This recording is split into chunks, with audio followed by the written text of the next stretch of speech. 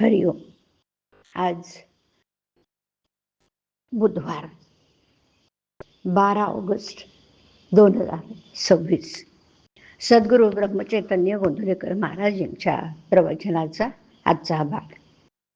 शांती परमात्म स्मरणाने मिळते. ऐकूया. नवविधा भक्ती जशी श्रवण ही पहिली भक्ती, तद्वतच अनेक संत लक्षणात शांती हे पहिलं लक्षण. वास्तविक संतांची लक्षणं सांगता येणं कठीण, तरी पण म्हणता येईल की शांती हे संतांचं मुख्य लक्षण आहे. पृथ्वी ही क्षमा शांतीरूप आहे, त्याप्रमाणे संत असतात. शांती ढळायला बाहेरची परिस्थिती कारण नसून अंतःस्थिती हीच कारण आहे. जिथे स्वार्थ तिथे अशांती, भगवंताहून मी निराळा अशी जिथे द्वैत भावना, तिथे खरी शांती नाही. अनन्यतेने शांती प्राप्त होते आणि तीच परमार्थाचा पाया आहे. पैसा आणि लौकिक अशाश्वत आहेत, त्यांच्यात चित्त ठेवल्याने अशांतीच येणार.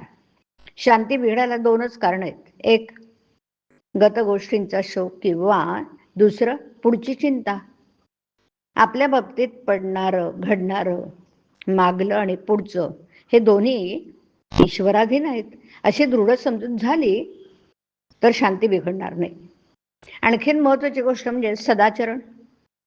सदाचरण नसेल तर शांती कधीही येणार नाही. पश्चाताप करण्याची पाळी येईल. आणि म्हणून प्रत्येक कर्म करताना भगवंताच्या साक्षीने करावं.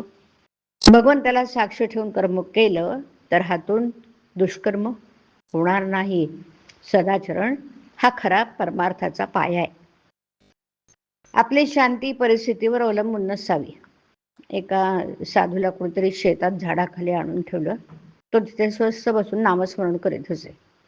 तिथे लोक त्याच्या दर्शनाला येऊ लागले. लोकांची ये जा वाढली. शेताच्या मालकाला त्रास वाटू लागला, म्हणून त्याने त्या साधूला उचलून दुसरीकडे ठेवलं.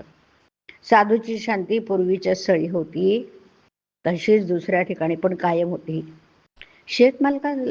त्या मालकाला आश्चर्य वाटलं. ज्याचं मन शांत आणि चिंता राहीत असतं त्याला कुठेही ठेवा, तो शांतच राहणार. म्हणून भगवंतावर विश्वास ठेवून स्वस्थ बसावं. त्याच्यावर भार घालून प्रपंच करावा. करते पण आपल्याकडे घेऊच नये. अकर्तृत्व भाव ठेवावा. अशाने शांती येईल. जगत चालक राम आहे ही भावना दृढ झाली तर शांती येईल. एकनाथांची शांती अगाध होती. नाथांसारखी शांती यायला परम भाग्य पाहिजे. राजे रजवाडे आले आणि गेले, पण ज्ञानेश्वरांचं नाव टिकलं, कारण ते शांतीची मूर्ती होते. ही शांती काय केलं असता मिळेल? भगवत नामस्मरणा वाचून अन्य उपायाने ती साधणार नाही.